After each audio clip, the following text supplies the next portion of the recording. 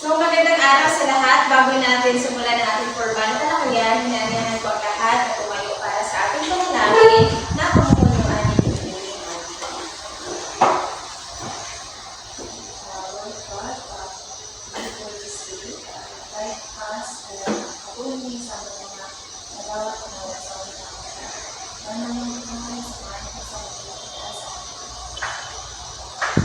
Ngayon, pakialas ng hanan ninyong mga upuan bago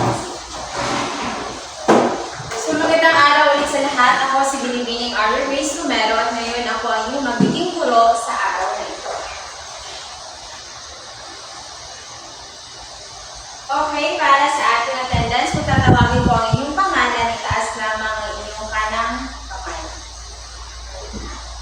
Samunlay, paanyo, layaga, mabuti naman at walang lumiban sa inyong anong araw. So, bago natin simulan ang ating panibagong lesson sa araw na ito, nais kong tawagin si Binibining Marjorie para ibahagi sa lahat kung ano ang naging talakayan natin noong nakaraang araw.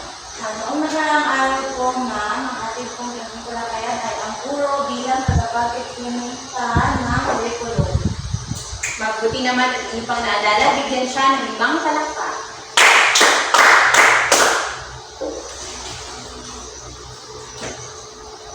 So ngayon naman, magkakaroon tayo ng laro. Ito ay tinawag na hulaan mo ako. Makakatulong ito sa inyo sa pagtuklas at pagkakaroon ng idea sa ating magiging paksa sa talakayan ito.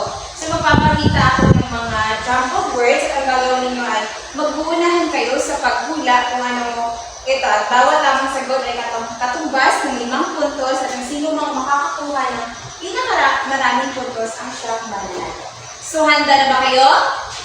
Oo, ma'am. Okay, ngayon simulan na natin. Models. Tama, ito ay models. Pangalawang salita.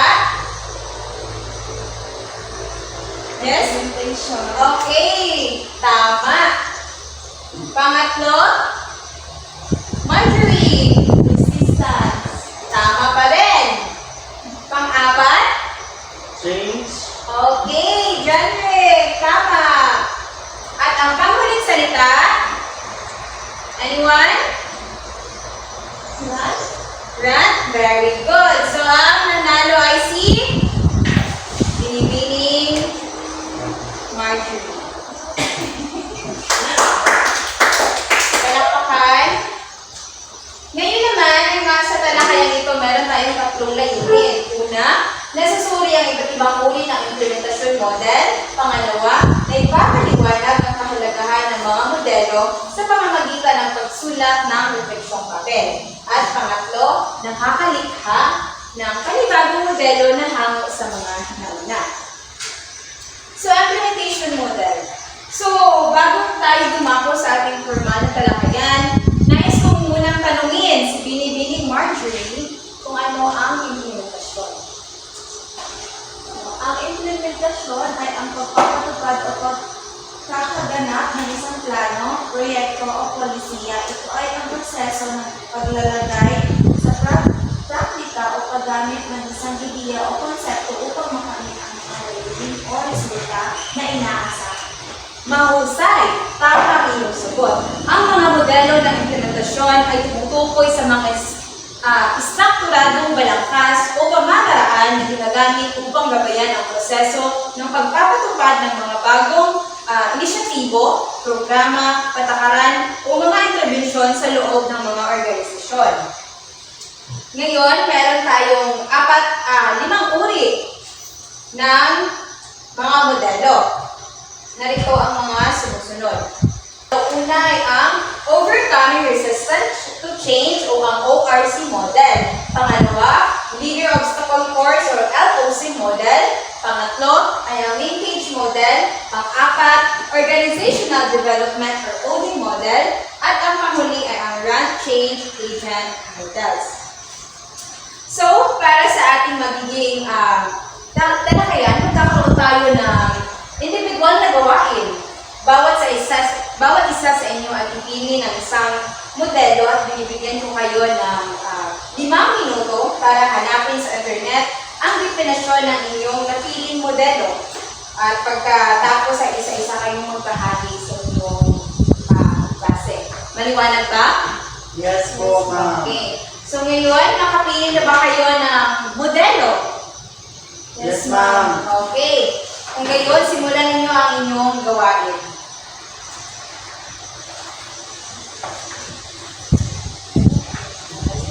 Okay.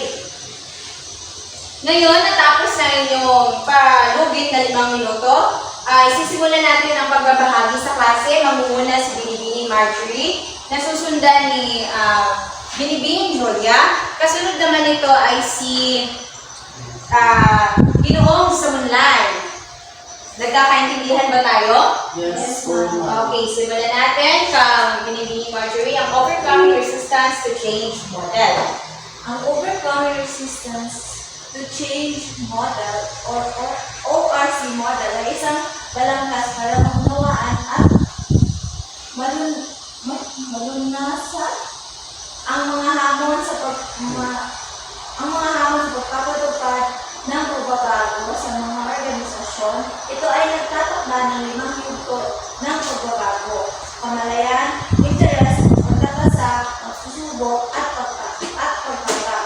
Ayon sa modelo, mas malaki ang posibilidad na magtagumpay ang pagbabago kung ito ay ipaplano at ipinatupad ng may pagbibigay pansin sa mga pangangailangan at alalahanin ng mga tao sa buwan. Okay, ngayon naman, susunod si Binibining Julia, ang linkage model. Linkage model. Ang modelo nito ay nagbibigay diin sa kalaghan ng pagkasunod-sunod na curriculum sa mas malawak na mga layunin at pamantayan ng edukasyon. Ang modelo ay may 4 tipong pagtatanda ng mga layunin: pagpapaunlad ng curriculum, pagpapatupad, at pagtatasa. Okay, panghuli, si Ginoong Samunlay. Ang organizational development.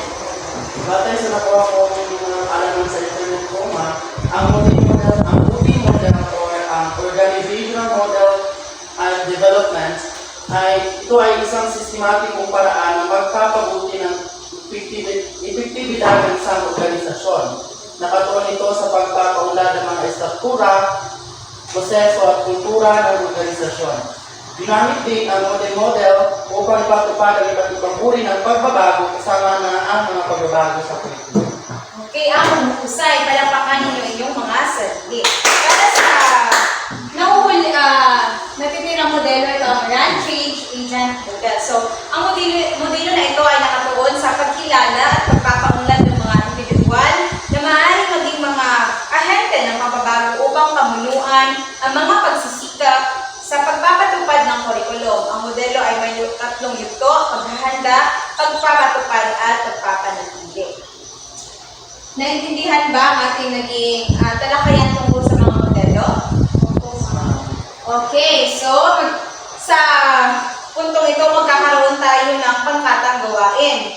At ito ay bilang mga guro sa inaharap, gamit ang modelong Organizational Development Change Model or OD at inyong kaalaman tungkol dito ay bubuo kayo ng mga strategiya na nakapokus sa pagpapabuti sa mga relasyon ng mga guro, particular na sa kolaborasyon at komunikasyon para sa pagpapatupad ng panibagong kurikulum. Pagkatapos ay ibabahagi ninyo ito sa klase ng may kasamang pagpapaliwanag kung bakit ito sa tingin ninyo ay epektibo.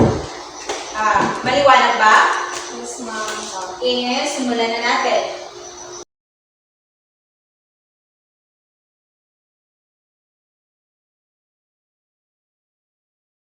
So ngayon, tapos na inyong 10 minutong palugit, oras na para ibahagi sa klase ang inyong mga sagot. Simulan na natin.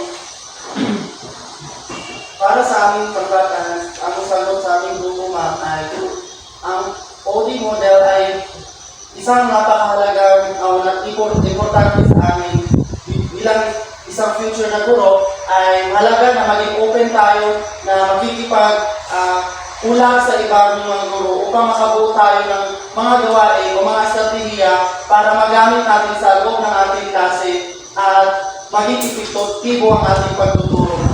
Okay, magaling. Naway inyong nagamit ang inyong mga natutunan sa araw na ito sa inaharap. Maraming salamat. So, para sa paglalahat, sukatin nga natin ang kung natatandaan niyo pa ang ating tinalakay ngayong araw. So, una, ano-ano ang mga modelo ng implementasyon? Ang 5 modelo ng implementasyon. Okay, Ginoong Patrick. Ang 5 modelo ng implementasyon ay ang overcoming resistant change model, leader obstacle course model, linkage model, organizational development model, at branch change agent model. Okay, mahusay. Palapakan ninyo si Ginoong John Red. Pangalawa, anong modelo ng implementasyon ang nakatuon sa pagkilala at pagpapaunlad ng mga individual? Okay, Binibini Marjorie? God change mo. Magaling. Palapakan ninyo si Binibini Marjorie. Para sa panghuling tanong, ito ay ang modelo ng implementasyon na pumapatungkol sa sistematikong paraan ng pagpapabuti ng epektibidad ng isang organisasyon. Binibini Joya? Organizational model. Magaling! Ngayon, mahusay. Talaga namang natatandaan ninyo ang ating paksang tinalakay sa tagpong ito. So, sa puntong ito, maaari ko bang tawagin ulit si Binibining Marjorie para ibahagi sa klase ang kanyang natutunan sa araw nito? Okay? So, para sa akin, halagang implementation model sa pagpapatupad ng kurikulo dahil nabibigay ito ng mga gawain at estratehiya sa pagbuo ng mga gawain at pag-aaral na kailangan sa katuparan ng mga mag-aaral. Ito ay isang proseso na naglalayo ng mabuti ang pagtuturo at pagkatuto sa isang particular program. Maraming salamat, Binibining Marjorie. So, palakbigyan natin siya ng 5 bagsak. So, tama ang kanyang sinabi. Ang mga implementation model ay nagbibigay ng sistematikong paghahanda at organisasyon sa pagpapatupad ng kurikulo. Ito ay naglalaman ng mga hakbang na kailangan gawin upang masiguro ang maayos at epektibong pagpapatupad ng mga gawain at pag-aaral. Sa pamamagitan ng mga modelo, maaaring maipatupad ng maayos ang mga layunin at mga kahingian ng kurikulo. So, para sa ating magiging pagtataya, panuto, sumulat ng isang refleksyong papel na nagpapaliwanag sa kahalagahan ng mga modelo sa pag-implementa ng kurikulum. Ang kabuuang refleksyon ay dapat hindi bababa sa 3 minuto. Para sa gawain ito, binibigyan ko lamang kayo ng 25 minuto para tapusin ang naturang gawain.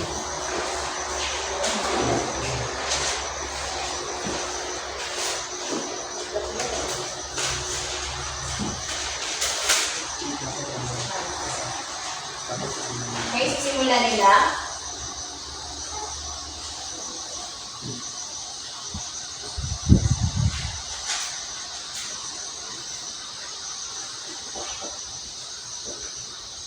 Okay, so tapos na. 15 minuto. Pakipasa ninyo yung papel sa harapan. Maraming salamat. Ngayon, magkakaroon kayo ng takdang aralin. Ito ay gamit ang inyong kaalaman sa mga modelo ng implementasyon. Gagawa kayo ng inyong sariling modelo na hango sa mga nauna. Bigyan ng paliwanag at definisyon ang naturang modelo. Ito ay ipapasa sa susunod na pagpo. Maliwanag ba? Yes.